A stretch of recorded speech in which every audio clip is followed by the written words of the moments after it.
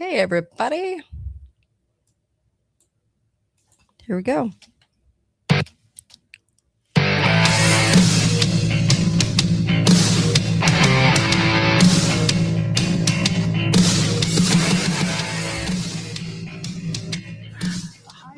Is nature's way of aggregating the diverse perspectives of a population and maximizing their collective wisdom. And let's be honest, we humans are pretty smart as individuals, but in groups, we're not always that wise. That's because groups don't do a great job of combining their diverse perspectives. We use votes and polls and surveys. The problem is polls are polarizing. They drive us to entrench, exposing and reinforcing our differences, but doing nothing to help us find common ground. A swarm is the opposite. It's flexible and dynamic, revealing where we agree most. In other words, swarming doesn't just make a species smarter, it makes a species wiser. We should be able to form a true superintelligence. And because the building blocks are people, tapping not just our knowledge, but our values and morals and sensibilities, the resulting superintelligence will not be alien, it will be human, just smarter and wiser. We might be able to solve some of the hardest problems we face, like poverty and inequality and sustainability. So the next time somebody uses the phrase hive mind as a negative, remember this: if honeybees could observe how we humans make big group decisions, like electing our leaders, or resolving our conflicts, or planning for our future, they might think we're the primitive ones. But not for long. In terms of their interests, that's the A team. But they always have the B team that they can run out. Jimmy Carter, when Richard Nixon makes the nation too angry, or the nation gets too riled at the Vietnam War, or something like that. This is where they produced Michael Dukakis. He's a team player to the establishment. In order to be accepted as a presidential candidate, he did homage to the arms race. We're talking politics today. Caffeine, you're on the bench. Xanax, suit up. The Kate Daly Show starts now. All right. How are you? That's a little hive mind for you. Everything is sustainability and climate-y and eugenics-y and abortion-y and all of those things. And we've developed into these hive minds. I'm showing a graphic right now. I want to show you something kind of interesting before I bring Melissa on. So we're going to be talking a little bit about what you don't know about the right-left paradigm, and a little bit of like what we have in common, what both sides, of the both tribes have in common, and whatnot. It'll be a fun hour. But I do want to say this, though, okay? So there's a couple of things. By the way, Patrick Byrne, possibly tomorrow on tomorrow's show. So he'll be coming on. He's got a new book out, Patrick Byrne.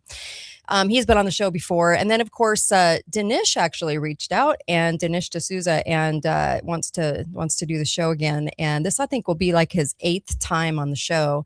And he's got some projects he's working on, so he will be on as well. Not tomorrow, but he'll be on soon. So we're trying to figure out time-wise. So it'll be interesting to hear from him too. So I just wanted to show you something, okay? I asked ChatGPT to give me an image, and I said, I really want an image to kind of show. Let me show you this image. If you're watching on YouTube, Facebook, X, or Rumble, you'll be able to see this. Now, I said Team A, Team B, Democrats, Republicans, and I wanted it to be over. This is what I told ChatGPT. I wanted it to be over the United States. You've got your masters, and then you've got puppet strings on the right and the left. Now, I didn't tell it to do this, but in the top of the graphic, it wrote theater, not democracy. I was laughing because I'm like, well, of course it would. Of course it would put democracy, because they have now labeled it a democracy. And whenever I hear the news, and mostly on the left side of politics, whenever I hear them use the word democracy, I always laugh because I'm like, we're a republic. A democracy, you don't want to be a democracy. That means that the bigger group, the loudest group, which is usually the most stupid, because truth usually resides into small groups, right? So the loudest group is not always right. The loudest group is not always ethical and moral. And so you don't want just a democracy. You want a republic. A republic would be those individuals who would hopefully have high character. They don't anymore, because have you met who's in the Senate and who's in Congress? But what's fascinating about this is that it made the word democracy. So then I said, okay, now you have to put republic, and I wanted it big, and it didn't. It kept it small. You guys, I'm not kidding. This is so funny. So. Yes, Johnny Midas on YouTube. Democracy equals mob rule. Yeah, you never want mob rule. You want ethical people, where the group of people then hires the most ethical person with character to represent them. But that doesn't always mean mob rule, right? So that's why we have a republic. It was designed that way. We do not have a democracy. But I had to show you this really quick because it was AI trying to, again, insert its level of non-logic. Like, I'm going to insert an agendized term into this graphic for you without you even asking. And then I said, okay, I want you to show. So here's Team A and here's Team B, and here's some of the high profile Republicans and high profile Democrats, which, by the way, are all on the same team. And then I wanted to show Team A, Team B, because the clip that you heard was John Stockwell, who was in the CIA, talking about they insert Team A, then they insert Team B. If the country gets too riled up about Nixon, they insert Jimmy Carter, but the agenda is the same. I also wanted to pull your attention to this really fast before I invite Melissa on, and this was the headlines today. Okay. It's El Said, progressive rocks Michigan, big win for the left. Muslim Americans celebrate, president rages. Do you see the theater? Do you see the theater in the headlines today? Every single day it's this. Get riled up. This person got in because of election fraud, they won't say. And you should be very mad. To the right and to the left, see, the leftists got in. Well, behind the scenes, the agenda is the same, the narrative's the same, everything's the same, but they have to have this theater happening. So I just wanted to show this because I was just almost just laughing at the headlines today. Big win for the left, it goes right back to this, the hive mind. So Team A, Team B. But we're going to talk a little bit with Melissa about this, about lists, about what we have in common, about just about everything. But I also you know what? Let's start here. Let's start here. Okay. Melissa, how are you? I am good. Okay. I'm just wishing I could be the hive mind. Oh my gosh. I've always wanted to be a little bee. I mean, just a little bee. Did you hear that coming in? Being a bee, being a little worker bee is a good thing.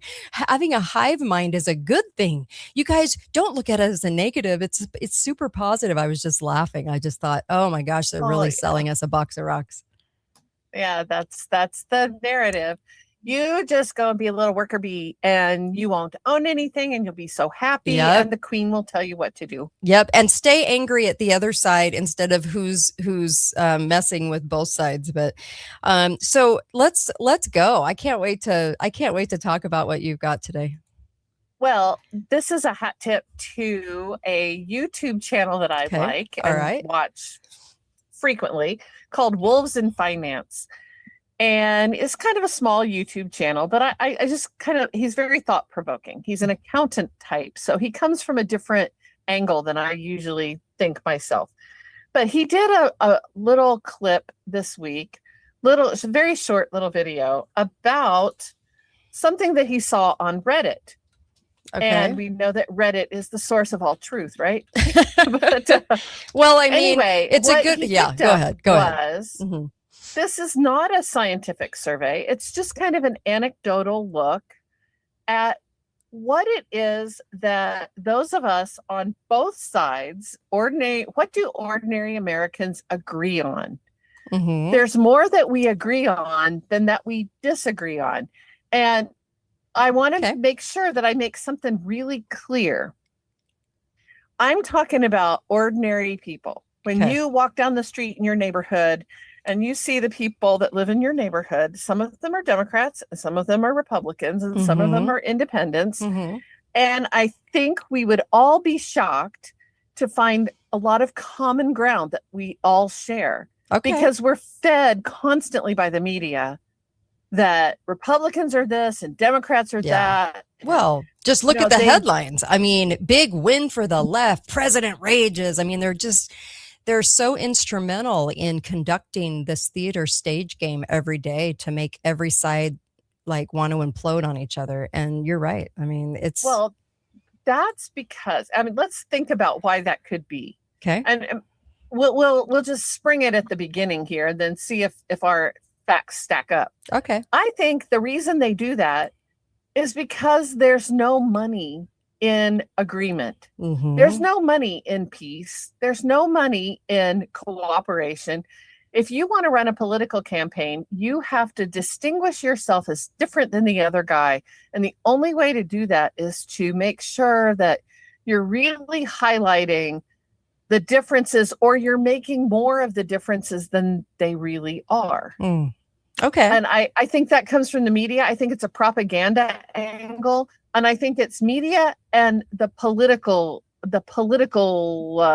cast, if you will, that feed that. Okay. I think if we actually were talking to our friends and family and left the media out of it, we would find things that we agree on. So let's talk about what some of those things are. I think you'll find it surprising how much agreement there is and in what ways that unfolds. Yeah. Because it really is kind of an interesting thing. Okay.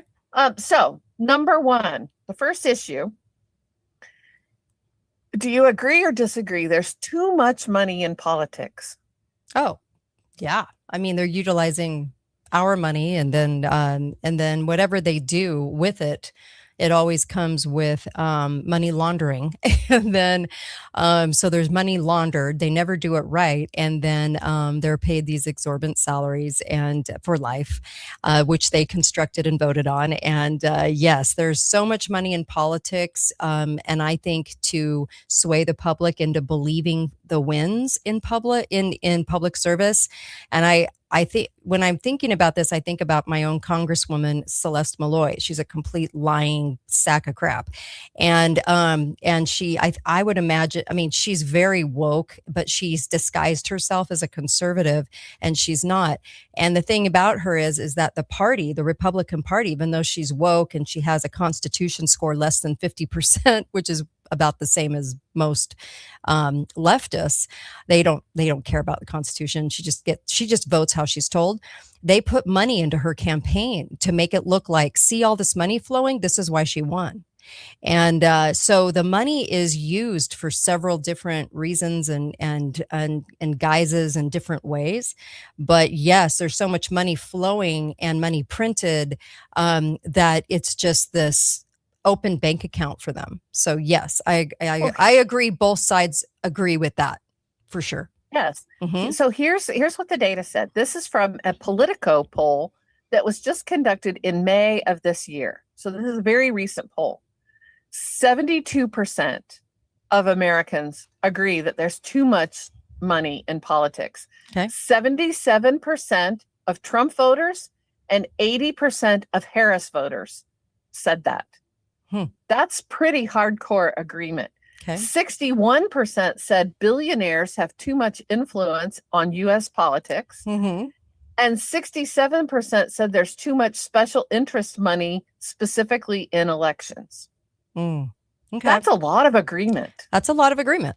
Good. If you want to have a good conversation with your neighbor who is politically very different from you, talk about that one for a while. Okay. Oh my gosh, I can't believe all this money.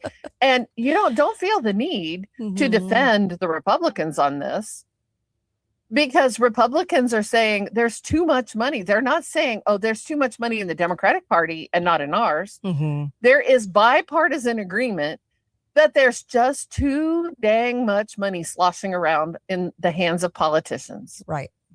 And I agree with that Yeah. almost entirely. There's been several other polls that come out with almost identical results. There are 3 polls that are named here that all show the same thing. 72%. You're more likely to agree with your Democratic neighbor or your Republican neighbor, as the case may be, that there's too much money. Okay. What's the next one? The next one, issue 2. Term limits are needed in Congress. Okay. Now, what? Okay, let's start with 72% is our baseline. Is it we'll play the prices right, higher or lower? I don't know. This comes from a McLaughlin and Associates poll on term limits. 83% of voters say that there should be term limits on Congress. 85% of Republicans and 77% of Democrats and 84% of independents. That's an interesting one because I don't agree with it. I don't agree with term limits, and I'll tell you why. In general. So the term limits they have those for presidency, right? So they already have them. Have they worked? No, because they control elections. Okay. So they'll just get in somebody else that is going to do a worse job than the person before them. But I don't agree with term limits because it stops us. We think that the mechanism for doing what's right is going to be in the term limit and not the character of the person going in. So what happens is if you have somebody with high character that wasn't bought and owned by various countries and by our own establishment, then you could have somebody stay in who could keep voting the way that they were supposed to. But that's not going to happen. So what people do is they believe in an illusion called term limits, which would be a mechanism for them to breathe easier and go, oh yes, now we're saved because of term limits. So if you get in a bad egg, there's a term limit and they're going to get out. The problem is if you actually look through history, you're going to find that bad egg was replaced with a bad egg, was replaced with a bad egg, was replaced with a bad egg.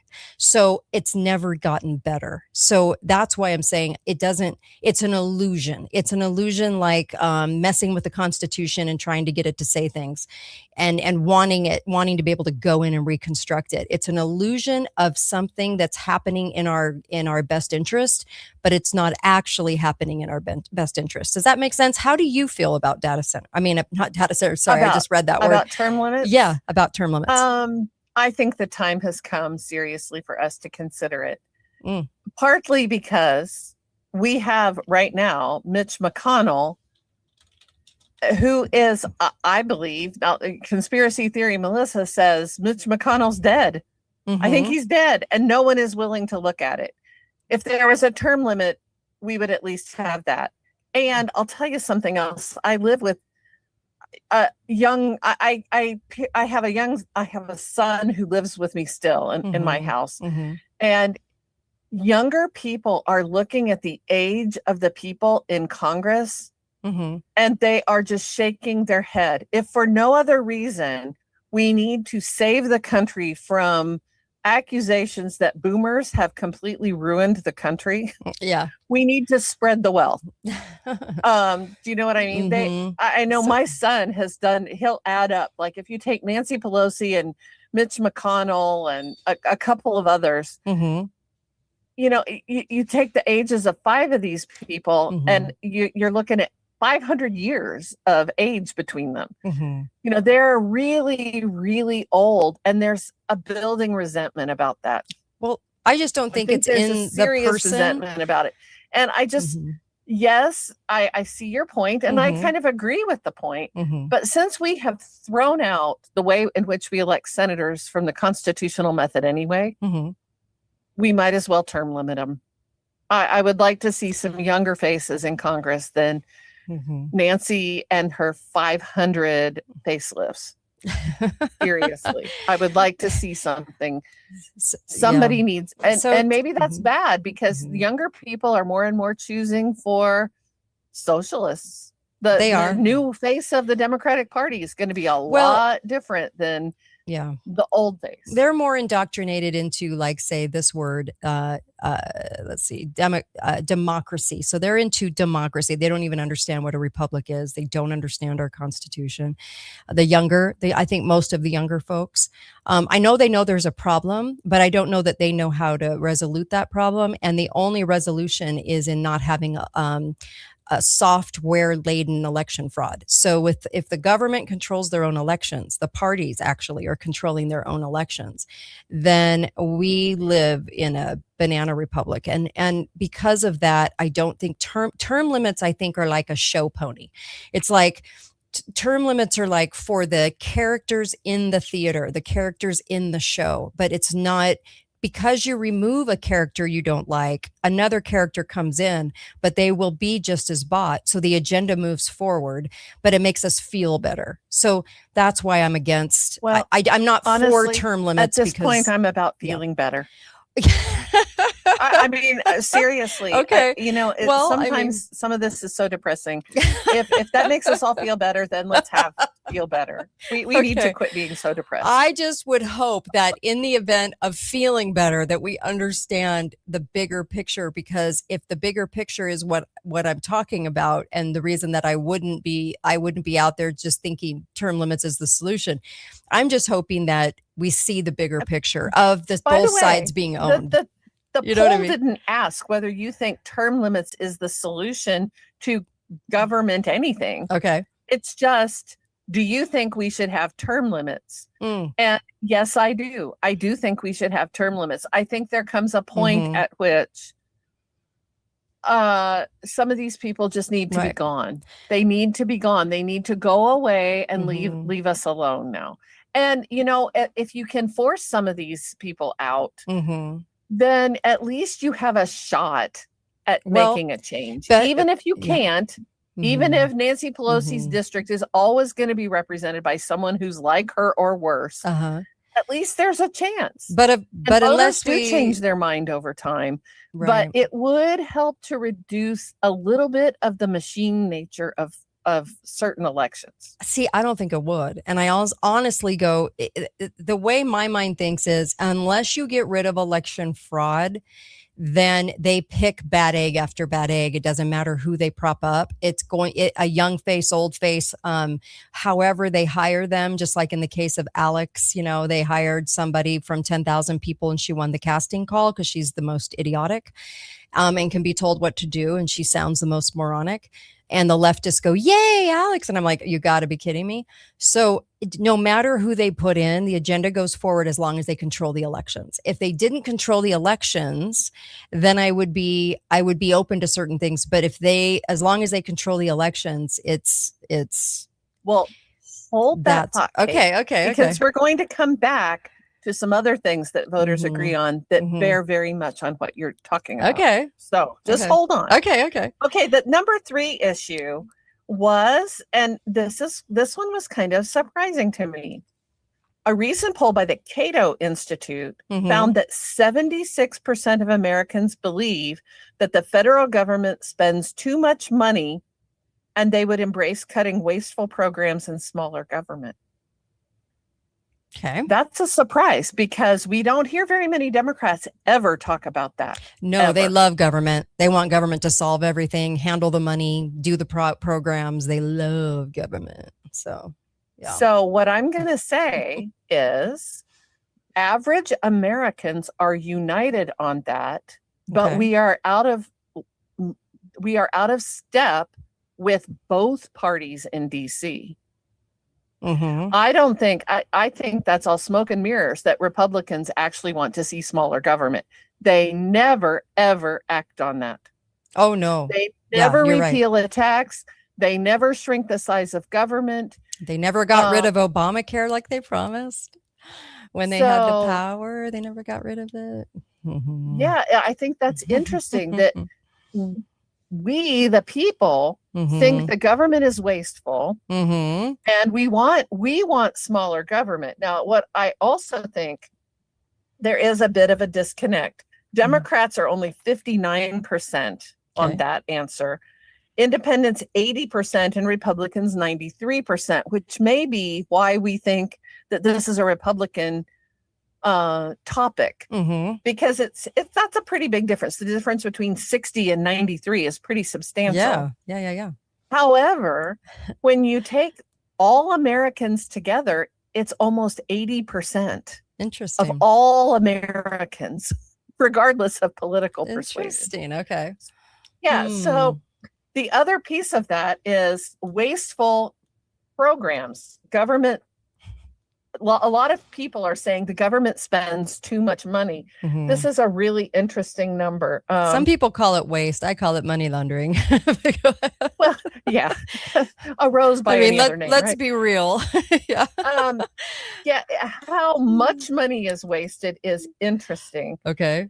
56% of Americans said the government is almost always wasteful. I agree with that one. They are. The Partnership for Public Service in 2024 found that 74% of people believe the government is corrupt, 85% considered it wasteful, and 66% said the government is incompetent.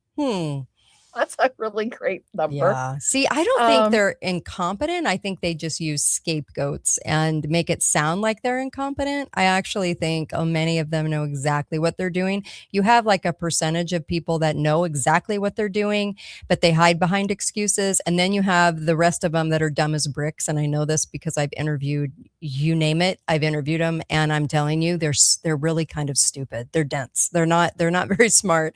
And that's why they hire them. You know, like a Celeste Malloy, like our congresswoman, you can tell her what to do and she'll do it. She's just a lapdog. So she's not very bright. So I think that there are people that are just not bright and then people that are intentional. But they always go to incompetence because then everyone can go, oh, they're just incompetent. They just don't, I mean, they'll learn their lesson, but they don't know what they're doing. I'm like, oh, they know. They either know or they're doing it because they're told. You know what I mean? Like, what do you think? Well, having worked in the federal government for a while, I worked for the federal government for about 10 years. And I would tell you there is a lot of incompetence. There is a lot. And that doesn't mean, you know, it depends on at what level are you talking.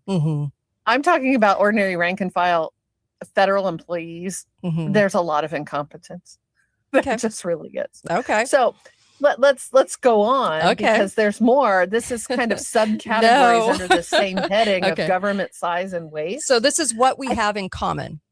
This is what we have in common. Okay, go ahead. 85% of Americans said that an increase in federal government spending over the previous decade made no difference to their quality of life. Wait, say that again.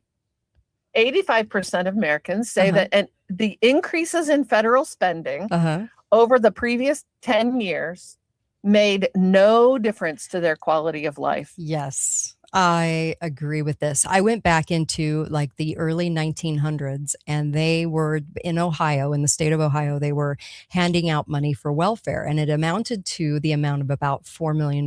And I mentioned this on the show, I think last week, but they actually said, you know, they said a lot of that money because the churches used to do it and the public was doing it. And then all of a sudden it reverted to where the government got $4 million of the tax dollars and they were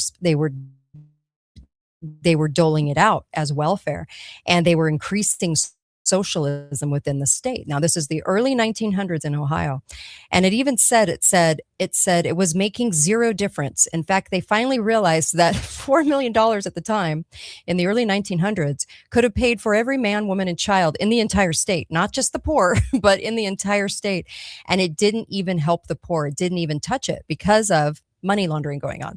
So the money laundering was going to those heads of the situation, right? The ones that were administering the money, the control mechanisms of the money, but it wasn't actually going to the people. But the leftists are so stupid that they would actually believe that it was going to the people. So they would pat themselves on the back every day and go, oh, look at what a good thing we're doing. We're diverting money from the tax dollars into helping the poor. But when you looked at the result, it never actually went to the poor. Like I said, they could have funded every man, woman, and child in Ohio and made them a quite nice living from that money of that $4 million. So even back then, they realized that these socialistic programs were were an enemy to the republic. They weren't even helping. And the churches and the private people did more, vastly more, in helping people survive being poor or if they were in an emergency. But isn't that crazy that they knew 120 years ago that this was not the answer? But what did they do? They kept doing these kinds of programs. And leftists are so stupid that they go, yes, more, please, more of that, even though we knew over 100 years ago it was not working. Well, here's what's interesting. 8 out of 10 Democrats believe that increases in federal spending don't make a difference, and 9 in 10 Republicans. That's a lot of agreement. That's a lot. 8 out of 10 Democrats and 9 out of 10 Republicans. I want to clarify this again. I'm not talking about politicians talking into the CNN microphone. Right. I'm talking about the average person living on your street. Okay. So let's separate out what we hear from the talking heads in the media and what politicians wanted us to hear all the time. Okay. Because there's the idea, if you keep telling people the same thing over and over again, eventually it becomes the truth, right? Right. But rank and file ordinary people do not like increases in government spending. Where's the rub, though? The rub is, what do you cut out? And there's a big disagreement in Republicans and Democrats about what do we need to eliminate.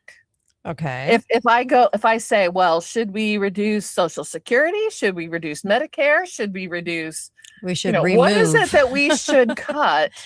Suddenly there's going to be a brush fire. Yes. And it does go to the word reduce versus remove. So if you understand real government and you understand how these programs came about and how we injected socialism into this country on the right and the left, which both, by the way, did not vote against it, coming in, was the fact that even reducing. So what we do is we get into a conversation about reducing, but we don't talk about removal anymore. And that's really what we should be doing, is removing. Well, here's what Americans say about government spending. Okay. So 76% say the government spends too much. Americans estimate that 60 cents out of every federal dollar is wasted. 60 cents. That's what we believe. Okay. 60 That's what we cents out have of in every common. dollar. Okay. Interesting. 98% of people in this poll believe that there is waste, fraud, and abuse in federal spending. That's almost everybody believes that. Yeah. 99%. There's nobody out there going, oh, I just think they're so honest. Nobody But there that. is 25% of the country that thinks that they're doing a good job with the money that they take from us, that they plunder. That means they're taking it illegally from us, taxing us to the hilt. That means 25% of the country actually does. I mean, I love that a high percentage actually realizes that there's taking money and spending it in waste. Yes. But the 25% of the country thinks it's great. I'm like, ouch. No, it's 98% think that it's bad. I thought it was right? 70. I thought it was 70 something. Sorry. Well, 76% said they spend too much. Oh, okay. But 98% believe there's waste and fraud in government. Okay. So, but 89% of people, for all the hullabaloo about the Doge stuff, 89% believe that the federal government spending should be audited. Okay. Who knew that? Right. Oh my gosh, we're going to have a fit about that Doge stuff. Well, Okay. who was having a fit? The people who have their hand in a till. Yeah. That's who had the fit. Right. 64% said reducing government spending would help the economy. And 64% want to address federal deficit spending through spending cuts rather than tax increases. 64%. Those are pretty substantial numbers. Yeah. That's not a small number, but we don't ever hear, aside from maybe Rand Paul, that talks about any of this. Why don't, the question we should be asking ourselves about all of this is, why don't they talk about these things? They don't talk about it on the campaign trail. They don't talk about it in their press conferences. These are things that voters think are important, and it's just crickets out of DC. Yep. Notice how they always talk spending cuts or reducing government, never removing it, never taking these departments and ending them. It's kind of interesting, the word choices and the things that we actually say and talk about in in the media, like you mentioned the media before, the media is really good at mastering the conversation so that you only use certain terms and certain ways rather than pointing out to the populace that most government could be removed tomorrow, needs to be removed tomorrow. It's so interesting to me how that works. Isn't it to you? Well, like just the conversation. Why is censorship such an important issue? Right. Because they have to, if we can listen to alternative voices, then we have a different perspective to compare their rhetoric against. That cannot be allowed. They have a certain perspective, they have a certain way of manipulating us, and they don't want us to hear anything else. Yeah. Look at the vilification of Candace Owens for an example. Okay. Whether you agree or disagree with her, I think she has a perfect right to say it, and we have a perfect right to hear it. If you don't believe her, that's fine. Don't believe her. I think a lot of what she says is true. I think a lot of what she says is true. I just think they divvied it up into groups within the Republican Party so we could be at war with each other. In between Team B, there's Team C, D, and E, like all squished into Team B. So it's like so that we are warring factions. But there's a lot let's move on to the next one. Okay. This next one is a hot button issue here in Indiana, of all places. Okay. Issue number 4 is ending daylight savings time. Okay. So what we have in common on that? 64% of Americans want. Now, this is a nuanced thing. What they want is they don't want to have to change their clocks. Okay. And they think that ending daylight or adopting, there's a movement afoot right now to adopt daylight savings time all year round. So let's explore that issue.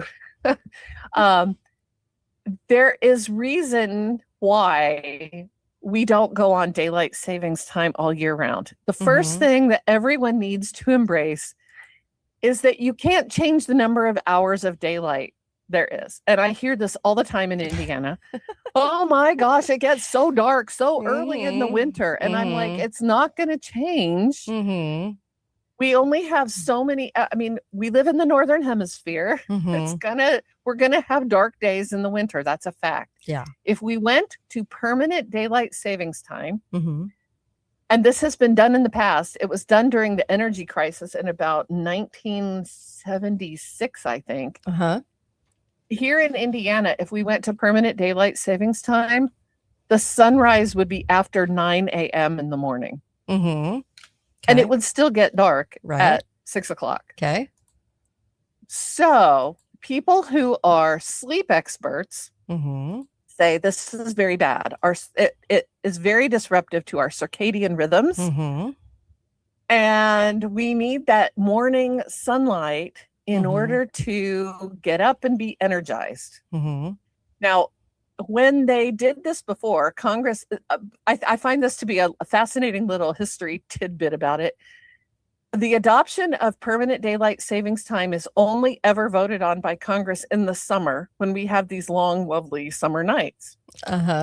It's almost always repealed in the winter when people have to deal with what a 9 a.m. sunrise feels like. Okay.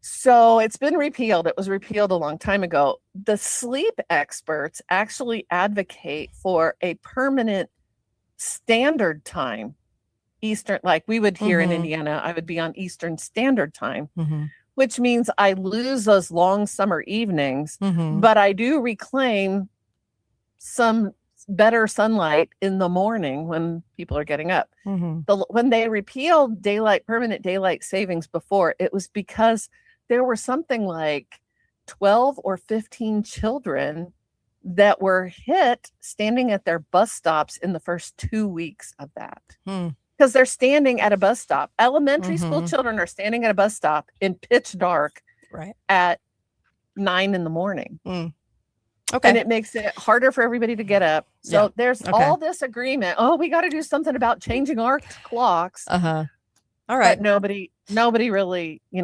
we're just, that's just kind of a knee jerk thing. Yeah. And kind of a superficial when it comparatively to all of the issues and challenges we face. They like us to kind of focus on those rather than the deep, like removal of government or the fact that, the Constitution. I personally like daylight savings time. I'm one of those minority people. I actually like it. I'm like, what is wrong with you? Don't you like having it get dark in the summer at 9 o'clock? Oh, I do. But okay, what's the next one? Let's move on to number 5. This is another surprising one. Mm-hmm. Of all the things, this comes from an NBC News poll. Shows that 75% of American adults say that trans women should not be allowed to play in female sports. 75%. Of Is both that the sides. sense you get from? Do you get that sense from any news you ever hear about this issue? You what you get is the media. Oh, so the media tells us this, right? But yes, the fact that you would think most leftists and Democrats want them in sports, but you're saying 76% of both 75, parties, of both the left and the right theater tribes are both saying that they don't want it. Yes. Okay. It's 75% say transgender women should not be allowed to participate in and female they shouldn't. sports. Okay. That is a statistic. Interestingly, when you break it down by age demographic, Gen Z, people who are 18 to 29, are polling at about 36% think that they should be allowed, and 64% are opposed. And I would imagine most of those go to public school. Even among Gen Z, it's still 64% say no. Okay, interesting. But despite public school and all the agendas, government school and all the agendas. Okay, interesting. Yeah. So a 2025 New York Times poll found that 79% opposed it. So can I just a New York Times poll? Interesting. Okay, so just to let people know, I was on the Dangerous Info podcast. Big shout out to those guys on Monday night, and we were talking about this, and they were saying, we were talking about the presidencies, and I said, well, in 2020, they had the little puppet Biden actually kind of go to bat for the whole tranny movement, right? So in 2000 to 2024, all we ever heard was trannies are some of the biggest groups of America. Trannies are taking over tranny.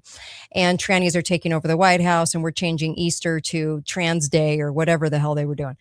So it was all about tranny. And I said, well, they basically took that issue and highlighted it so that in 2024, we would feel like that was going away and we were getting our country back to normal. Now, the country will never be normal until we go back to the Constitution. But that was the byline. It was like, see, tranny stuff isn't shoved in our face. But what I'm here saying is that the tranny issue was raised above all other issues so that 60% of the country that's conservative would be like, oh, hell no. And we want our country back to normal where the tranny thing isn't taking over. So it was used as something. And the tranny section of America is very small, but they tried to use it as a catalyst so that when the right went in 2024, that they could do things to the country.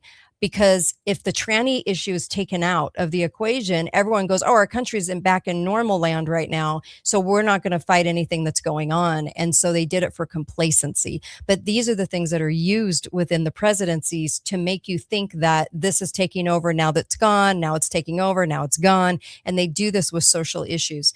But I just wanted to say that as another reference point that has nothing to do with what you're talking about, because what you're saying, Melissa, is that we are in a lot of agreement on trannies can't be in sports, right? Which no, it doesn't say trannies can't be in sports. Okay. It says that trannies can't compete in their cross-gender sports. Sorry. If you're a transgender woman and you want to play football, you're right. Have at it. You're right. Sorry. Yes, exactly right. So, yeah. So I think that comes across most clearly. Yes. Like we all watched the Olympic thing when the transgender woman just beat the crap out of the natural biological woman. Yes. And insisted, no, I was born a woman. Yeah. But when they Yeah. did, when the Boxing Federation did genetic Mhm. testing on that person, Mhm. it came back XY. Yes. So So all the insistence on, oh, I was born a biological woman. I'm sorry. they You want weren't. my definition of a woman? It's Yeah. called XY. Exactly. That's a woman. Exactly. I framed that completely wrong. So Oh, yes, excuse me. I said the trannies. wrong thing just now. It's okay. XX is a woman. Yes. So trannies in their corresponding sport, like as a woman or as a man, that they're not biologically. Yes, I would hope that most Americans would see that as a big event, as a problem, as something that shouldn't be going on. So yes, I'm just saying it was used by the presidencies. Yeah. The 25% that want this are apparently all in our elected school boards. Yes, that's so true. All I can figure. That is so true. Okay, here's issue number 6. And Okay. I think this was the one that surprised me absolutely the most. Okay. Are you ready for this one? All right. 76% of people in a Columbia Law School survey believed 72% believed that the Second Amendment gives individuals the right to own a gun. 72%. 76% of respondents are opposed to attempts to ban gun ownership. Boy, you never hear that from the media. Never. Yeah, God gave us the right to defend ourselves, not the government. The government's supposed to protect it, but where they don't. It all breaks down is that most Americans also believe that some restrictions on gun ownership are appropriate. And then you get this whole big spectrum of how much restriction and who should be restricted and how we do that. But hardly, at least 76% are saying we do have a constitutional right to gun ownership. Yeah. But, none of us want certain types of people to have unlimited access to guns. Yeah. But I people do think who are in mental institutions do not need to own a gun. Right. But I do think we do have mechanisms in place, but the leftists act like we don't. So the leftists are all about trying to control that issue more and more, taking out piece by piece of our Second Amendment, which is so ridiculous, and trying to transform it. But there's a broad gap between what Republicans and Democrats will propose about gun control or gun restrictions or however you want it. But most of the country believes that that is a valid Second Amendment discussion. That is a valid thing. That was very surprising that it was that high, because if you listen to anything on the media, you would think that the whole country is howling to get rid of guns, all guns. Yeah. And it's not true. That's not true. The media supports what they want to support and tell us the narrative they want to tell us. But in actuality, most of the country understands that we should have a right to defend ourselves. Is that what you're saying? Yep. Yes, exactly.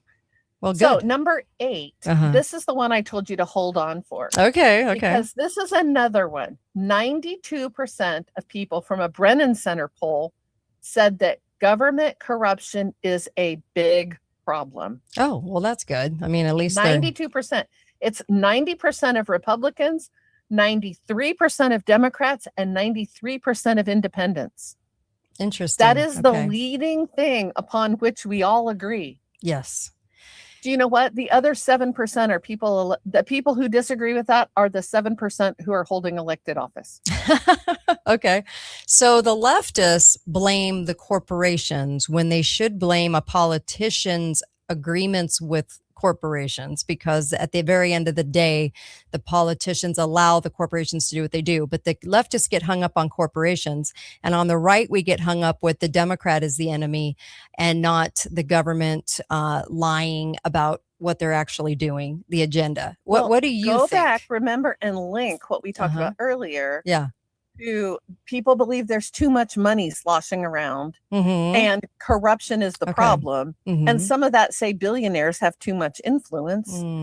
and you have a really interesting picture of what the American public actually believes about its government. That's interesting. So the media tells us, I mean, if you just listen to media, which is owned by the government, it's the government media, just like we have government schools, which we say are public, but they're not, they're government schools. So the government media shoves in our face a certain narrative, but you're saying most Americans obviously understand that something is very wrong. Well, I think what the problem is, the disconnect is what's wrong. So which part of it is wrong? So if you ask me, we don't abide by the Constitution anymore. We do everything in our power to ignore it and grow government. Right. So, but a leftist would not agree that they agree there's a problem. They just wouldn't agree with that being the problem. Well, here's what's interesting. 85% say, and this is the leading number on this survey, that Congress is the corrupt. It is the biggest source of corruption. Congress. That's it's so Congress. funny because congressional problem. Well, yes, because they hold the purse strings, right? They hold the money, and so that's why it's every 2 years that we reelect. Well, not reelect, insert selection. Every 2 years rather than a longer term for a senator. So yes, I think they have more power than the Senate. Congress implies both of them, House and Senate. But only 68% view the presidency as corrupt. Oh, interesting. Presidency has the most theater, but yes.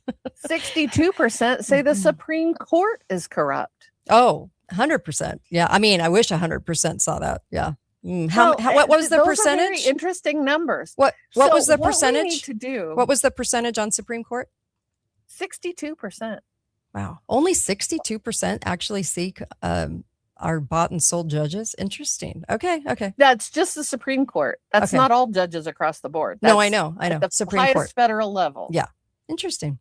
So 68% on the Congress, 85 on the Congress, 68 on the presidency, 62 is the Supreme Court. That means our three branches of government are viewed by a lot of people as corrupt. Yeah.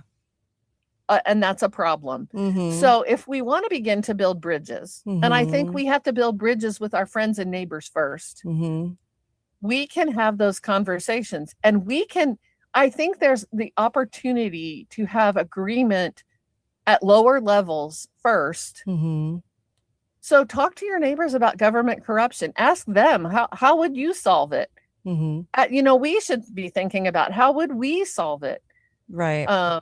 So I think there's power. We have power we have not yet picked up. Okay. And this is one of the ways you can pick up some power. Yes. By starting to talk to your friends and neighbors about the things you agree on. So you're talking about kind of the bridge. I actually wrote an ebook on the bridge, how to talk to your friends and neighbors. It's at katetalks.myshopify.com, along with the cancer one and the AI one and everyone else, all the other ones you need to have to tell the truth. But the bridge. So you're finding a bridge in which you could introduce a conversation. What I would say is introduce the conversation of removal, introduce a conversation that doesn't use the word cut, but remove, introduce that government isn't just spending wrong. They're much too large, that we need to get back to the Constitution, and that the Constitution isn't some ancient document and that as long as it's still in place, we still have a chance. But it's so interesting to me how the conversations have changed through the years to like, what should we cut instead of what we should get rid of? It's so interesting, isn't it? It's like we're all having, no matter right or left, we're all having wrong conversations about government when we should be talking about ending things and removals and things like that. But you never hear that. It's weird. I actually believe that we have to find common ground. Yes, to introduce any kind of conversation. If the conversation is about cutting, great. Yeah. It's a toehold. Let's talk about that. To start. Let's ask them, is there anything that you can see in the government that could be cut out completely? Yeah, true. Anything. Let's build on what we all already believe. Yep. So okay, number 8 is kind of a funny one. Okay. Number 8 is that chocolate is not the same as it used to be. Wait, what? I'm sorry, what? Chocolate. Like chocolate, is not chocolate? the same Okay. as it used to be. Are you serious? This is one of the questions. Okay. This is one of them. Why? And for those of us that find chocolate to be an important part of our lives, this could be very significant. This is in the same definitely poll. a conversation starter. I'm going to ask though, instead of just thinking about chocolate, Okay. how many people, and there is no poll asking this, but how many people believe that our food is adulterated? Oh my gosh. Amen. Yes, I agree. Yes, our food sucks. Yes, our food supply. I had I pulled a list out of all the different foods that they know for a fact have been tampered with at some level, meaning what you think you're buying is not what you're buying. Olive oil, honey, coffee, spices, Parmesan cheese. Who knew? They're substituting things that are not cheese into our Parmesan cheese. Bioengineered food. That was under Obama. Fruit juices, saffron, milk, butter, cinnamon, balsamic vinegar. You wouldn't think of that list. The biggest culprits are olive oil and honey. Interesting. Because it's almost that, and I heard this a long time ago from someone who owns a 100% pure olive oil shop. That what you buy at the grocery store, even if you're buying, expensive olive oil coming from Italy, that in Italy, the olive oil market has been tainted for a long time. I agree. That's why I buy Atlas. It's from Greece. It's amazing. I buy Atlas olive oil. The link's on my website, katedalleyradio.com, because it's so high in polyphenol without having to pay for the high polyphenol. And that's what actually helps our health. It's called Atlas olive oil. But anyway, yeah. I mean, that's why. If you go on in that direction and you ask yourself, well, how do people feel about GMOs and what's the other one? You just mentioned it. Lab cultivated food. A lot of people, it's about 60% of Americans are not interested in lab grown meat. They're just not. They don't want to eat it. They don't want to have any part of it. Thank you, Lord, because if you're interested in Petri dish meat, I'm not quite sure how to talk to you. So, because it's absurd. I mean, it's disgusting. So I can't even imagine somebody wanting that. Well, yet again, here in Indiana, I was kind of glad to know they did do something at the State House, making it illegal to sell lab grown meat in the state of Indiana, because they said we have meat producers here. We want to protect our agricultural markets. All I can say is buy local honey, buy local meat. I buy local. I buy local in all of those. So, Atlas olive oil. Yeah. And if I don't think I mentioned it, but Wagyu beef is one of the things on the list. There are things that are labeled Wagyu beef in our markets that are not. And I know we have a local meat producer here in my town that produces Wagyu beef, and you can tell by the taste of it that it's different. Right. So know your producer as much as you can. There are funky things going on. And Costco, by the way, selling, the lab, like salmon and stuff, the lab grown. Oh, I mean, all coming from China with its little cesspool sauce on top. I mean, I hope people are looking at labels. I really do. So by the way, sides. the chocolate issue, just by way of information, is because buying cocoa butter became so expensive for chocolate producers, and the FDA says they're allowed to substitute lesser vegetable oils into the production of chocolate, like a Hershey bar. That's why it tastes different than what you remember it as. However, Hershey's, if you believe the propaganda, Hershey's said, right now the cost of cocoa butter has gone down, so we're going back to the original formula. I don't know. Choose whether you want to believe it or not. Maybe that's right. Maybe it's wrong. Okay, number 9. This is another surprising one. 75% of registered voters across the board support Trump's policy of deporting illegal criminal aliens. Say that again.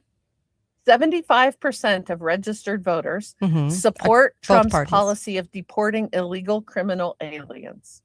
All right. So why isn't it 100? I'm just asking. I mean, I know that's high compared. Like, I don't think people realize that that it would be that high, because it seems that most leftists, that's what the media tells us anyway, is completely for criminals that are illegals. But why isn't it 100? I mean, can you imagine?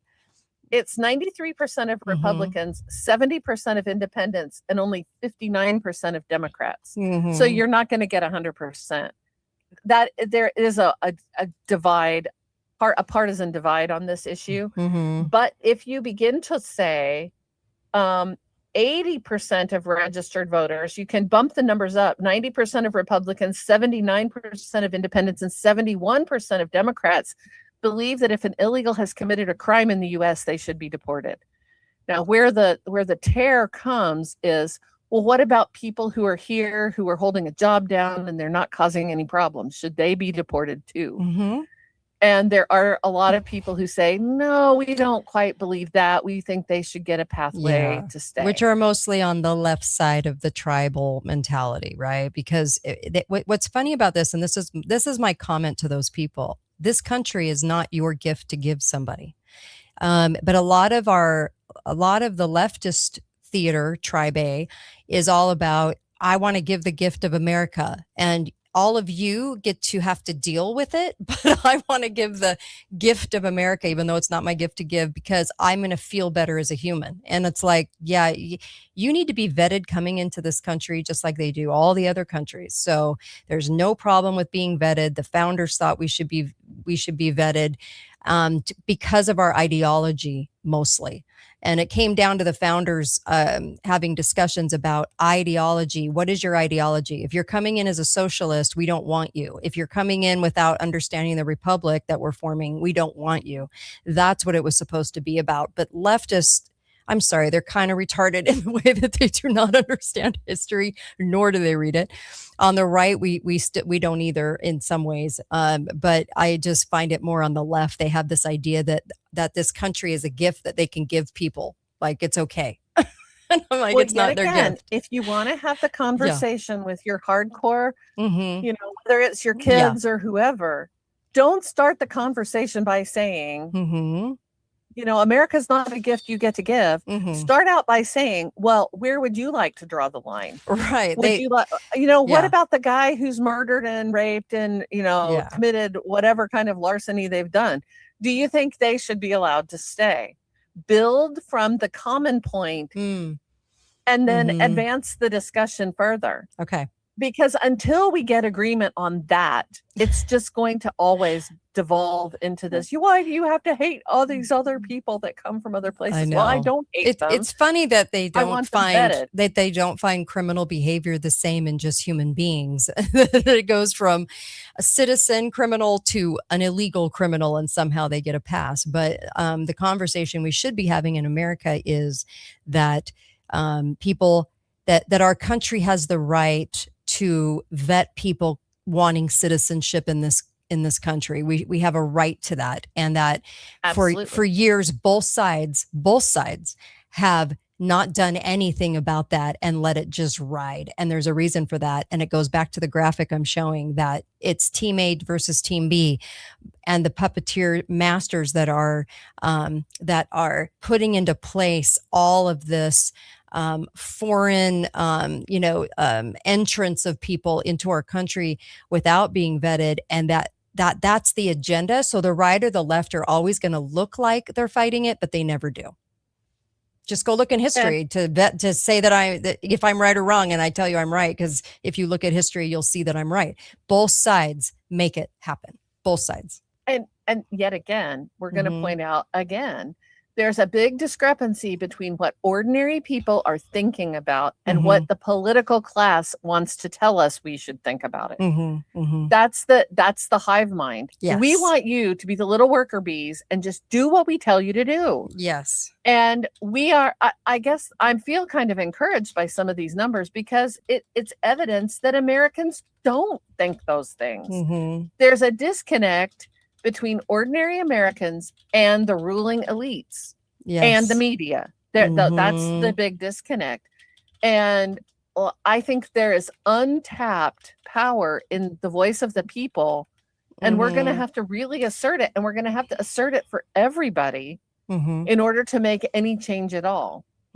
Because they are not representing us right now. That's abundantly clear, that what's happening in Congress is not a representation of what the people actually want. No. Or some of these things would be addressed. And if our government school of the Romans actually taught the Constitution and actually taught why the country was founded and how we removed slavery through the white Quakers, not Harriet Tubman, that was the narrative, that was the story being told. If we actually understood the country, if we actually understood what a republic was, we would do everything in our power to save it. We would remove most government, and we would go back to what it looked like and how we gained our money back in the 1800s. We actually would. But it's so interesting to me how the government school started in 1907 to change what we learned growing up. And it's kind of like that. Remember that little clip that we used to watch in the 70s, the Bill?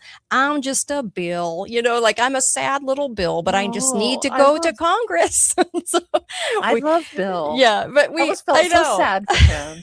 But what we do is all alone. Right. But it was huge propaganda. It was huge propaganda because of the fact that we were told that every bill should become a law, whether it was moral or legal or not. Everything should happen. That poor little bill needed to go through. So the propaganda has been so thick that that's why we have the conversations that we do with each other. And that's why we have these two sides that are very disconnected, and the media fuels it. The media is so good. They're such liars and they fuel it. But it's so amazing to me that as Americans, we don't see how brainwashed we truly are. Like, we got to get to that level of understanding. And I think that's the disconnect. Understanding our history and the understanding how brainwashed we are is, I think, so damaging to both sides, because we're not talking about that. And if you do, you're a conspiracy theorist. Right. I'm sorry, but those are pretty well-laden plans, long-term plans, in order to disrupt the mechanism of knowledge in our country and to perform the level of brainwashing that they do. So that's a long-term plan. And if you can't, if you identify the plan, you're called a conspiracy person. I'm like, wow, it's amazing to me. Okay, this is the last one, number 10. Okay. And this turns out to have some of the strongest connection. Or it has very strong connection. It's not as strong as the corruption, government corruption. But this one shows a really significant disconnect, but especially for Republicans. All right. How many people support artificial intelligence and AI technology in the U.S.? Okay. What's the percentage? 71% oppose that. They oppose AI. They oppose AI. The same 78 that are using it.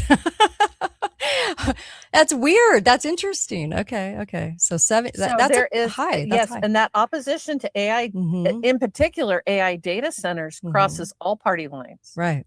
Interesting. Okay. If you go to your local town meeting where they're discussing AI, the development of an AI data center in your hometown, you're going to find people there from all different perspectives politically. Right. Nobody wants it. So especially when the question becomes, how many of you want them in your town? Hardly anybody. Yeah. And there is concern. The concern is, there's concerns over environmental impact, there's concerns over energy usage, there's concerns over government corruption, there's concerns about privacy and what are the AI data centers really doing. Do you find it interesting that the headline argument isn't over the abuse of the Constitution, but more about environmental? Isn't that weird? That's why I think a lot of the groups are leftist owned and paid for, because it's never about, this is a violation of our Constitution. So state or city or county do not approve this. It's always water and health and environment, but it's never about the biggest argument that should be had in this country is abuse by spying, because we're never getting rid of any spying in this country. No matter who's president, we don't get rid of it. Well, for me personally, I'm concerned about both of those issues. I mean, I am concerned about water usage, and I am concerned about everybody usage, and I am concerned about environmental impact, and I am concerned about surveillance. All of those things. Right. But shouldn't spying be number one, though? Because of what an abuse it is to our Constitution. I mean, to our rights as people in this country. I mean, that should be number one. That should be the thing that is heard around the world, is that they're spying on us, and we don't like this, and we're not okay with this, and we're going to fight this. But that doesn't end up the conversation in the media. Do you know what I mean? It's I think it's by design. Well, we're seeing if you pivot over and talk about flock cameras, you'll find lots of agreement there as well. Oh yeah. People don't like it. And if the flock cameras are not an environmental thing, right? Nobody's saying, well, the flock camera is just using all the water. People are saying about flock cameras, this is an invasion of my privacy. Right. I have the right to drive down this road without you surveilling me. Yes. I have the right to move as I choose without you tracking my car or, scamming out data out of my phone without my permission. Yeah. So it's very interesting, but the disconnect, I'm so angry at my governor because he has been saying, I believe that every community has the right to decide on AI data centers for themselves. And then Trump came out and said, governors, you need to persuade your people. AI's data centers are going to come and they can't fight it. And you need to persuade your people. And we watched our governor flip-flop like a fish out of water. Of course. Yeah. He just flipped right around. I don't think he ever really meant that he thought that we should. I think what he actually realized was, I can take this position and I know that the people building AI data centers have millions of dollars and people in local communities in Indiana can't fight it. Yeah. We'll just buy their local town councils. We'll buy their farmland out from under them before they know what's happening. Yes. So he didn't have to take the hard position. But when Trump gave marching orders, he fell in line. That's not any kind of integrity. So, I mean, okay, on that note, I want you to comment on this. So a lot of people are coming to me and I'm getting messages about now people are anti-Trump. So a lot of people are confused. And I keep saying that the entire thing is theater. The entire presidency is literally a role they play with zero power. We want to think they have power, but they don't. Not the kind of power that we think, okay? And that the presidency has become all powerful, but it's a stage play. So I want to get your take on why the sudden anti-Trump narrative, okay?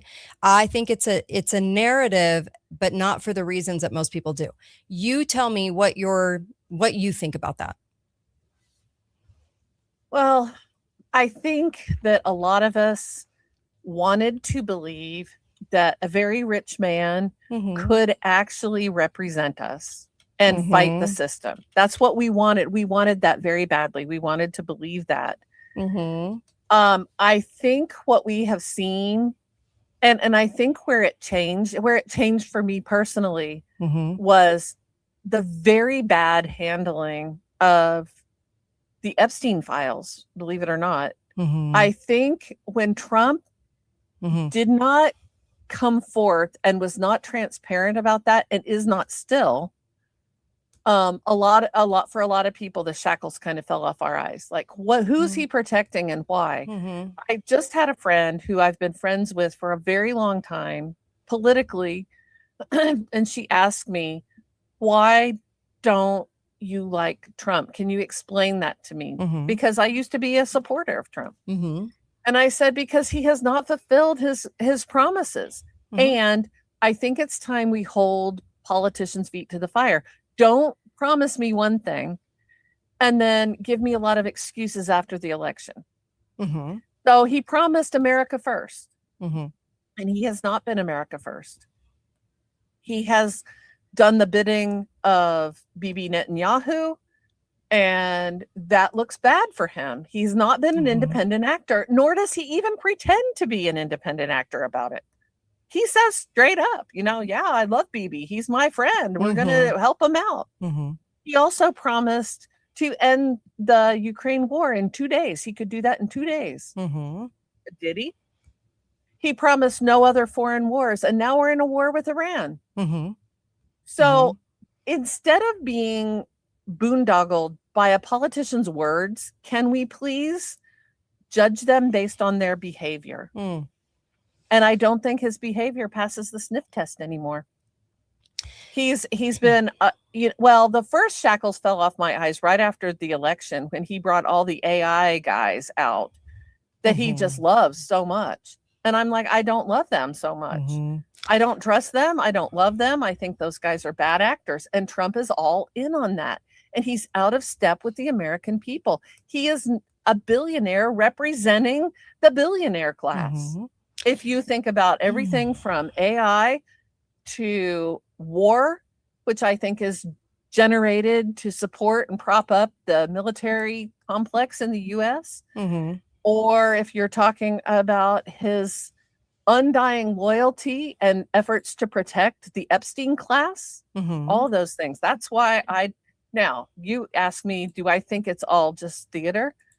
Well, what other choice do we have at this point to believe that it was so fast? His abandonment of his campaign promises without apology was very fast.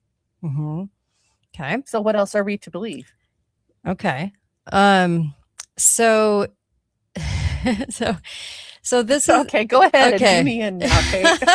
No, I really did want to get your take on this because I know both of us are asked about this. And there was something that happened when we had the Trump inauguration, and that was he actually addressed the people. I was listening to this myself and heard it myself. Otherwise, I would have never brought this up. So, and I brought it up on the air that he went out and he addressed his supporters. And in the speech, he did a little slip, and he said, when they put me in, okay, and he made a little nod to the fact that this is all theater. Okay, so they pick their president by the theater. That's why they inserted Biden. That's why they inserted Obama. It's all about the theater of the parties. Okay, so that the office of the presidency really doesn't have any control because it's about putting them in. So he slipped. Now, I went on to ChatGPT, onto AI, and I said, find me this speech. I want this speech in the transcript. I want the whole transcript of when he addressed his supporters.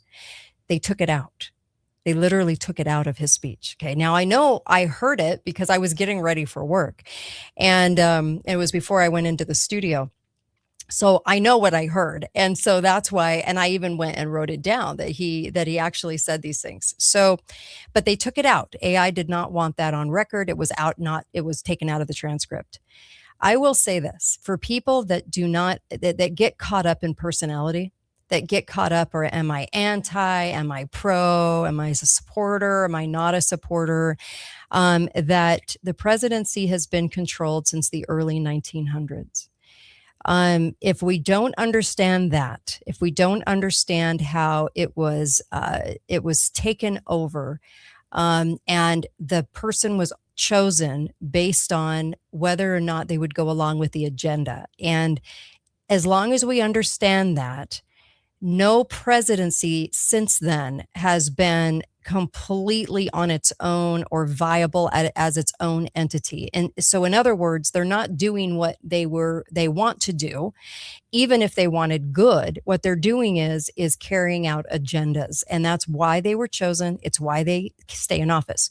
So in this country, a president can't be president twice unless they are full agenda. You are never going to go with a second term unless you are full agenda. So for the things that are happening now, the coming of the digital ID, the spying, all of the stuff that's on steroids right now, the wars, everything that's going on, BlackRock, basically all the money going through BlackRock to make it, to look like what it looks like actually to all of us.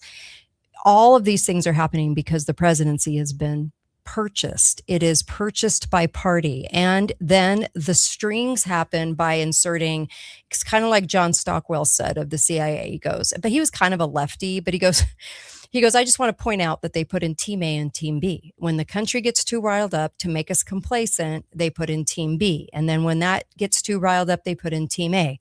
And we go back and forth every 4 to 8 years for a reason. That's why they were willing to put term limits on the presidencies, is because they wanted to be able to access that presidency and give it a bigger status in America than it ever was supposed to be. The reason it was called president was because it was supposed to be like a manager, not a president like a king. So the presidency is a complete illusion, and it's such a big illusion that we get caught up in. Do you like him? Do you not like him? Is he promising this, promising that? Did he deliver? Did he not? That's what the theater is all about. It's like watching wrestling, pro wrestling. Do you like this character? Do you not like? What did the character say? What did this character say? That's what this is all about. It is not about what's actually going on in the country and who's running it. So I think that if you can understand that the presidency was taken over with Colonel House back in the early 1900s, then we finally get an idea about what's going on in the country, and that all of the Team A, Team B, all the characters, the Nancy Pelosi character, the Alex character, the McConnell, the dead Weekend at Bernie's Mitch McConnell character, the very gay Lindsey Graham character, all these characters are characters. And that's why all you get in the press is he said, she said, that they said, this is what they said, get fired up. This is why the headline today is this. Progressive rocks Michigan, big win for the left, president ranges, Muslim Americans celebrate. This is all theater for the agenda. So that's what I think. Well, then that's a very fatalistic way to look at things. It is, because it is fatal for our country. What would be your proposal to fix it? Elections. I'm not willing. Actual elections.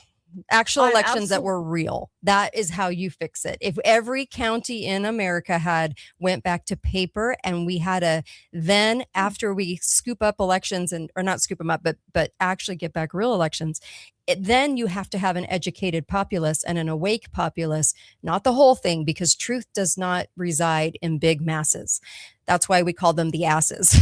Truth resides in the small groups. And so if you had enough small groups across the country that were awake and understood what I just said, then you could change the paradigm, right?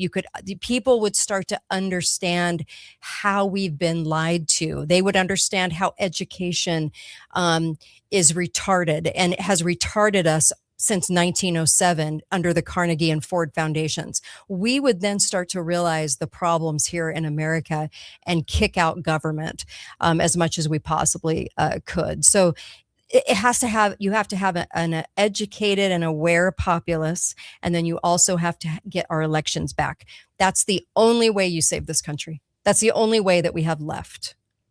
So, well, and I would agree. I mean, I do believe that election integrity is the key issue. And that speaks to what we've talked about. That is a piece of the government corruption that people don't like. So, we just need to. So when I say that, Melissa, I want people to understand this for just a second. When I say that, I'm not trying to be fatalistic. I'm trying to get people to understand that we have stood by, we've raised our families, and I'm guilty of this too. We raised our families. We've enjoyed what we think is freedom to a certain extent. We've enjoyed the gift that was given to us by being born in this country. And I love my country more than anything. I love this country. What it was founded on, I just love it. But we have enjoyed the gift so much that we haven't actually been on task to make sure that the gift stays what it was supposed to be. So we have allowed this to happen. So it's our own fault that we have allowed this type of narrative to be told to us, that we believe the narratives we're told, that we get kind of scooped up into this narrative. It's our fault. And that's why we only have a few items left to save us. If we were talking 75 years ago, this actually might have been a little easier to do with more options. But the only options we truly have left, because the software took over the elections in 2004, we are a banana republic without realizing it. Then what happens now to us is that we are only left with a couple of options. And they're the hardest ones, because to get an awake populace is very hard, since the CIA coined conspiracy theorist. If you say anything against what's going, the narratives, you're a conspiracy theorist. So it's made it almost virtually impossible for people to speak out of the truth, right? To speak the truth. COVID should have been a really big lie that everyone understood was a lie, a complete and total lie. It's just a word that they throw around. But people should understand how we've been lied to. But until we get to that, until we get to bigger groups of awake people, we can't get the country back. And I know it sounds fatalistic, because it is, because we've waited so long to see the truth that we're caught up in only having a couple of options. At least we still do have a few options. It's not over yet. We're not sitting in stalls yet, but I mean, it is what it is. Well, I want to believe, and I do. I think I'm less fatalistic than you are, perhaps. Maybe that's that Midwestern thing that I have, that we can, number one, I do believe that it actually does make a difference. If you're looking at two corrupt politicians, sometimes one of them does make a difference over the other. Even if they're both corrupt, one of them is going to lead you much faster down a pathway that will be bad than the other. I do believe that.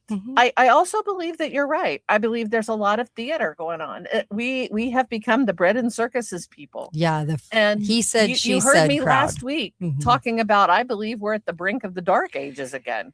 Yeah. I believe we're a post-literate society. I believe that we are watching right now the disassembling of the Western world. And that's not a happy thing. I mean, I love to study historically the Middle Ages, but I didn't ever want to live them. Well, I mean, so we're in a state of ignorance, and everyone wants a quick answer. Everyone wants, like, the quick answers to them are term limits and get in there and have and mess with the Constitution. And they've been sold that by both parties. By the way, the two parties are one of our bigger problems too. But I think there's only one party. Yeah, there's one party really in Washington. The two parties to get mad at each other and think we're all at each other's throats and we're all going to kill each other. That narrative is alive and well, even though it's a narrative. Yes. It's alive and well. That's the theater. Yeah. And if you look, one of the things I think we absolutely have to do is we have to take the blinkers off and quit being tribal. You know what? I was a supporter of Trump. I no longer am, because I took the blinkers off and looked at what the man was doing instead of what he was saying. Right. I don't care what he says anymore. And if we apply that standard to people like JD Vance, he says a lot of things that are very appealing. But when you look at his history with Peter Thiel, you should be alarmed. Peter Thiel, they're all CIA. Peter Thiel and JD are all CIA. And so when they say Peter Thiel bought the seat for JD, yes and no, they're all CIA. So they're going to install a CIA, and he's actually the insurance for the presidential seat. So basically, it's VIP insurance, it's VIP insurance. They always pick somebody who's the handler for the president, and he's the handler for the president. I mean, all of this reminds me, and that's why I say supporter, not supporter. They train us in those terms. It's like, are you anti or are you for? Are you MAGA? So that was all a construct of the narrative. It's like, you're MAGA. I mean, it's just like, here's a bad word, I'm going to throw it at you because I'm too lazy to look into history and understand anything. So I'm going to go MAGA. But MAGA is generally a blindness, right, to the sides, because it's very tribal. And so all of it is part of this theater, for sure. Yeah. That's part of the reason why I think I have greater respect for some of the things that Candace Owens is saying and doing, because she has stepped out of the tribal tent. She's on the outside of it, and they're coming after her hard. Yes. Now, one might wonder if that's theater. Maybe that's theater too. I mean, we don't know. There's circles within circles, and at some point you just have to decide, based on what people do, can you believe them? Based on what they're doing, not what they're saying, but what they're actually doing. Well, and we need a lot more of that. And by the way, I'm going to put an ad in here. If you want to go back to what our founders knew that we don't know, our founders studied classical history like there was no tomorrow. Right. Our founders read ancient texts, Greek, Roman, Hebrew texts, like that was their second language. And for some of them it was. Thomas Jefferson could read in Latin or in Greek. Yeah. We don't even read them in English. Yes. So some of the things that our Constitution is based on are based on very tried and true principles that came out of Roman philosophy, Greek philosophy, and the Bible. Yeah. But we have become completely illiterate in all of that. Well, and we get into the whoever's president destroys us or saves us. And when they went into 2024, they built up the martyrdom. So we thought we were saved. And I kept saying to people, we're not saved. It's not about Trump. It's not about hating him or loving him. You're not dating him. It doesn't matter. What matters is that you see that he is a puppet of the puppet strings. And as long as you understand that, it never is about supporting him, not supporting, hating him, loving him. It doesn't matter, because if we believed at some point that he was going to save us, then there's a big problem. Yeah. If people thought Biden was going to save them, there's a problem with what we know, right? And if people thought Obama was going to save us, there's a big problem. So it's always is the president going to save us or destroy us, rather than the puppetry is destroying us. So that's that's the problem. Yeah. I would agree 100% with that. It reminds me of this song. Here we go. I'm tired of going round and round. I played the game of love and long. Stop the world and let me off, Waylon. Stop the world and let me off. I feel this way like daily. I feel it in my soul. Stop the world and let me off. Good night. It's just hard now, to get people to understand. Well, the song that always comes to mind for me is Jokers to the left of me. Oh my gosh. Jokers to the right. Here I am stuck in the middle with you. Oh, it's so, yes. And make the world go away. That's where we are. And I hope that some of these things that we've talked about today, the areas of common ground, that's the middle. Yeah. And there's a lot of us stuck in that middle spot. Let's build bridges with people instead of hating them because they're not MAGA enough, or they're a Democrat, or whatever. One of the laziest things. Let's focus around the issues instead of the label. Let's talk about what's really important for all of us. It's funny. I put up a post about the theater, and it was funny because I had this guy get on, this total moron, and he goes, well, basically he goes, you're MAGA. And I'm like, actually, I'm not any of that. I'm not any. So what are you talking about? Like, it's the laziest way to insult somebody, right? And people use it as an insult. And I always find that kind of funny because it is lazy. They just they're not educated to know what to say. And so they just go, you're MAGA.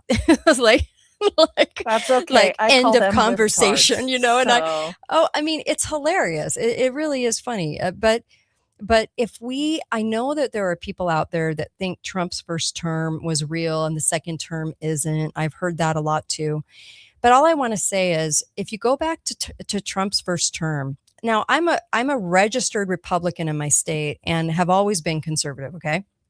But if you go back and you really analyze what was done in the first term to get our liberty back, okay, nothing.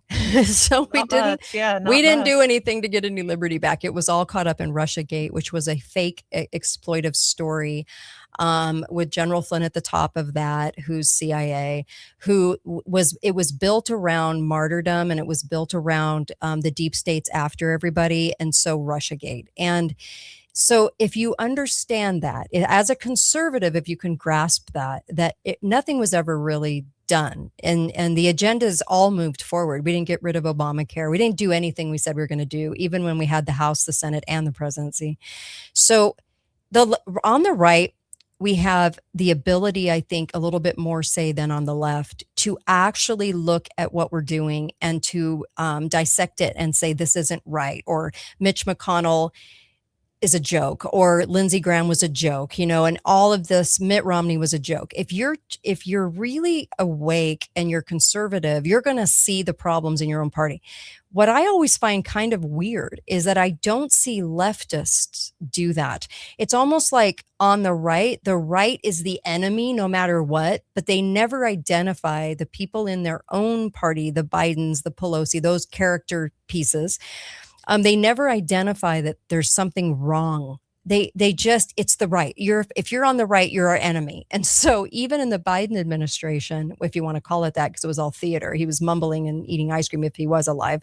I think he was dead, and they replaced that person because that person looked nothing like Joe Biden. But even if you went along with all of that, they still were trained by the media and believed it, hook, line, and sinker, that the right was still the enemy. And it wasn't the puppetry controlling the overall presidencies.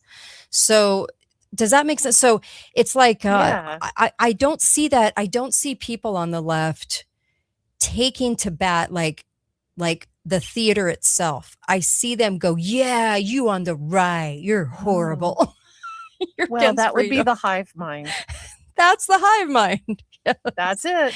You're right. I just want to say, I heard Michael Flynn speak, and he said something very true. Whether you think he's CIA or whatever. Oh, he is, but this is what he said. He worked for Obama too, but okay, go ahead. He said, everything that you think you know is a lie. And then he paused and he said, think about how big everything is. Oh, 100%. Yeah. And that's an absolute true statement. It is true. Everything is a lie. Yeah. And that's what all of us know it. All of us know it in our heart. We know that there's something very wrong. We don't know quite what to do about it. We don't know how to put our finger on it. We don't know where the problem is exactly. Many of us are so busy trying to live our lives and put food on our table and raise our kids and do all the things that we got to do that we don't really spend time thinking about it. But think about how big everything is. Yes. Yes. And how the narrative pushes us to hate Marjorie or hate Thomas Massie or love Thomas Massie or love Marjorie or hate it's all the characters in the play. They're all characters as much as Pelosi is too. I feel like if you ask me and we're out to lunch and you want to know from me what I think about all of this, I think it's all theater. They're all pieces of theater. And that if we continue to resist that because we want lollipops and rainbows, not the leftist rainbow, but you know what I mean? Real rainbows, not how they perverted it, but real rainbows. If it's all we want, it's because we are the problem, because we have to get beyond that to save this country. Everyone wants to get told what they think and what they're hearing is right, right? So it's just, we have to break through the brainwashing somehow, some way. Or otherwise, we can never, ever truly get back to our country. We'll just keep going in the same direction unless we start calling a spade a spade. And I think that the overall presidency, Congress, the justices, Senate, it's all been taken over. And it has been for about 100 years, but people don't want to see it. They just refuse to see it. I'm going to just add this caution though. Okay. We have to be ready. Yeah. Because I believe God is in the details too. We have to be ready for there to be a real candidate someday, even with all of this stuff going on. Yeah. We have to believe that there may be somebody out there that is the real deal, or else we're done. Yes. America we're done. And you can believe it's all a lie, but if you don't allow for there to be the possibility of a real person, you will never see it when it comes. America would probably have to be broken up at that point in order to do that, to actually have a real person at the helm, and the parties would have to be ousted completely. But you know, I'm with you on miracles from God, because I think at every turn in history, The reason it wasn't as completely 100% bleak was because God stepped in. Miracles could happen, but we have to be a worthy people for that too, a moral people. Amen. And as long as we're not, and as long as, like, I'm going to tell you something kind of funny. I watched an episode of Little House on the Prairie the other day, and my husband was laughing at me, and he said, "Why?" And I go, "You know what? Because at least they talked about God, and at least they were nice, cute, moral stories, kind of like the Waltons. And at least they had like a nice, cute story to listen to that wasn't laden with the F word, and wasn't laden with sex, and wasn't laden with all the crap and the shite that we get on a daily basis served up to us on cable 24/7. And I had to watch something that I walked away from feeling good about and having learned something, rather than feeling like the world is just shite. Okay. So to me, that's that's how bad it is for me when I'm dwelling in this crap. I actually have to go turn on something like that in order to feel decent. And so, and that's decent programming. If you have kids, those are nice, cute little moral stories for kids. But we have to be a moral people again, and we have to want that. And I think actually some of the movies that we're supporting and things that we're doing now that are good movies, like actually good programming, is a good sign.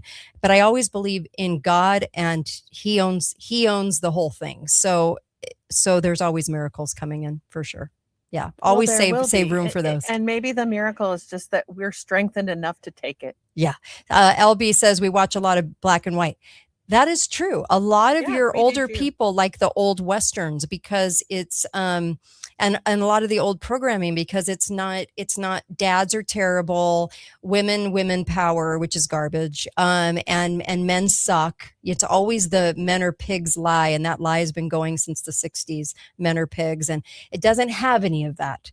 And so I understand why we watch that kind of programming, is because our programming does suck.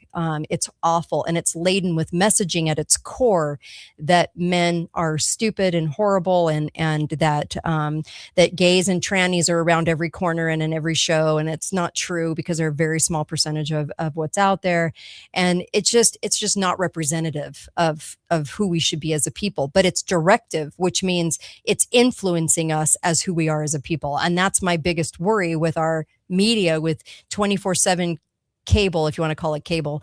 But the programming that we have today is horrifying. So we just have to be really careful about what we swim in the muck with. You know what I mean? As people, we have to increase our character. And, I mean, all of these factors play in, and I think what you're talking about is we need to be, as a people who are taking individual responsibility for what we're feeding our brain. Yeah.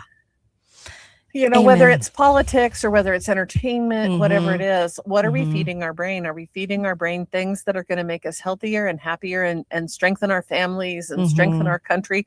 Or are we feeding it the cultural slop that's being served up to us to destroy all that? Amen. And there's a lot of that. There's a lot of that cultural slop out there. Amen, Melissa. All right, you guys. And I'll be back tomorrow. So same time live. Love all your comments. I'm watching your comments, by the way, even though I can't comment on all of them, but they're great comments on the comment section. Go check them out on YouTube and Facebook and Rumble and X. And I really appreciate Melissa coming on board today. That was an interesting list. Thank you. It brought up a lot of good conversation to have. So thanks. Some Midwest common sense. Hopefully we won't go back to sheep. So I really appreciate you guys. Thank you. And I'll be back. Be faithful, be fearless. Make sure, by the way, I have to say this because please go get the ebooks. katetalks.myshopify.com. It supports the work. It supports the show. It keeps us on the air. And things aren't good for truth and media these days. So please support us, and go to katedalleyradio.com if you want to support us. Also, go get Cardio Miracle. This stuff, amazing product. Amazing. Cardio Miracle. If you're not taking this and taking in a double dose every day, something's wrong. So go take it. You'll feel so much better. I promise. So much better than how you feel now. It really has helped me. So appreciate you guys. Thank you. And I'll see you here tomorrow, same time, 4 p.m. Eastern, 2 p.m. Mountain. And love your comments, by the way. You can also call into the show live, and the number's on the screen. Thanks, you guys.